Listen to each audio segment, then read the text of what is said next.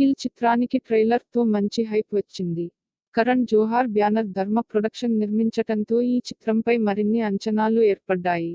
Toronto international film ఫెస్టివల్లోనూ ఈ చిత్రం ప్రదర్శితమైంది. English remake హక్కులు కూడా ఇప్పటికే అమ్ముడవటంతో మరింత క్రేజ్ వచ్చింది. ఈ వారమే ఈ కిల్ చిత్రం థియేటర్లలో రిలీజ్ అయింది. ఈ మూవీ ఎలా ఉంది, అంచనాలకే తగ్గట్టుగా ఉందా అనేది ఇక్కడ చూడండి. కథ: అమిత్ రాథోడ్, లక్ష్య లల్వానీ, ఎన్ఎస్జీ కమాండోగా పని చేస్తుంటాడు. అతడి ప్రేమికురాలు తులిక, తాన్య మనక్తిలా కు ఆమె తండ్రి వేరే అబ్బాయితో ఎంగేజ్మెంట్ చేస్తాడు. దీంతో తనతో వచ్చేయాలని తులికాను అమిత్ అడుగగా, ఆమె నిరాకరిస్తుంది.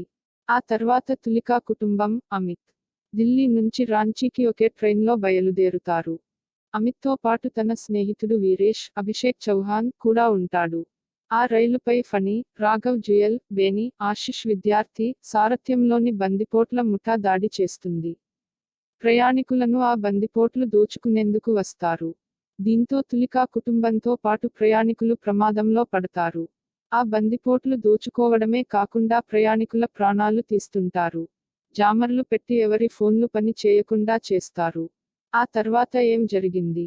బందిపోట్ల నుంచి తనిఖాను, ప్రయాణికులను లక్ష్య కాపాడగలిగాడా అనేది కిల్ మూవీలో ఉంటుంది. Please do subscribe, comment and like.